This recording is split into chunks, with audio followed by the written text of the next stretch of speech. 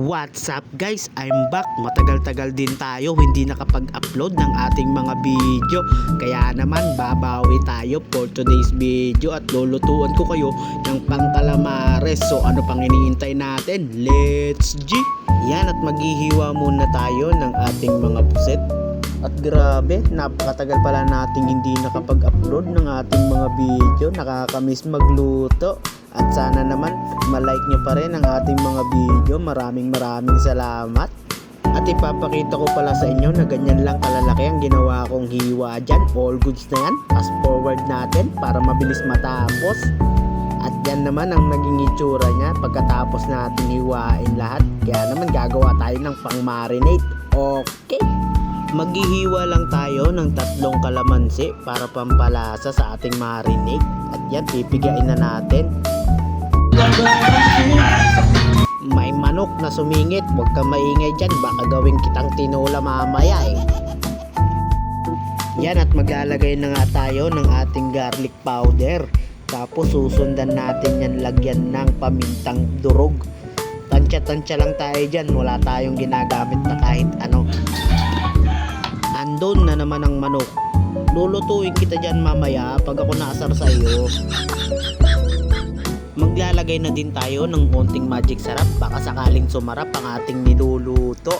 Tapos lalagay na rin tayo ng tubig at saka harina. Tapos halu-haluin lang natin yan. Nandyan na naman ang manok. Nahulog pa ang tinidor. Ay sos, ano na yan? Lasang tinidor na tong niluluto natin.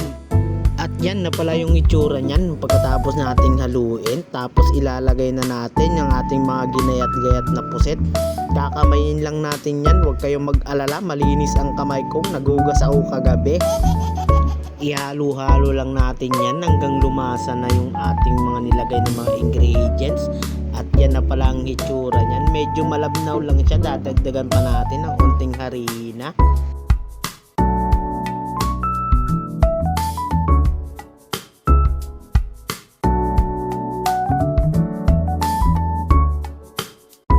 Yan, at mainit na ang ating kawali. Kaya naman maglalagay tayo dito ng isang boteng mantika. Antayin lang natin yan uminit para pagkasalang natin hindi magdikit-dikit. At syempre hindi na natin pinatagal at sunod-sunod na nga ang salang natin. At maya-maya ito na ang ating naunang naluto. Grabe ang bango. Syempre titikman natin yan. At agad-agad na nga ako kumuha dito ng suka na may sili.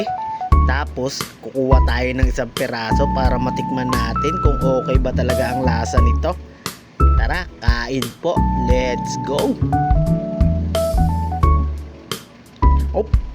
At yun, grabe. Okay ang lasa. Syempre, titikman uli natin isa pa. Hanggang mamaya, ubos ang ulam natin nito. At yan na nga, tignan nyo, yan na lang ang natira. Grabe. At hindi pa tayo natapos at titikim ulit tayo dito. Hanggang mamaya, ubos talaga to mga par. Grabe, lakas mo magpainggit. Yahoo! At meron din pala tayo dito binili na isda. Isasama natin to sa ating food trip. Kaya naman hindi ko na pinatagal at lulutuin na natin to. Let's go! Ito na ang unang salang. Tapos isusunod natin yung pangalawang ulo ng isda. Tapos aatras tayo kasi baka tayo maputukan. At yan, fast forward at kainan na nga. At yun, grabe, nakachamba tayo dito. Ang sarap ng pagkakaluto natin sa calamares. At ito ring isda ay malaman. Ang sarap din talaga. At maraming salamat nga pala sa lahat ng manonood, magla-like at mag-share ng ating mga video na magagawa this year.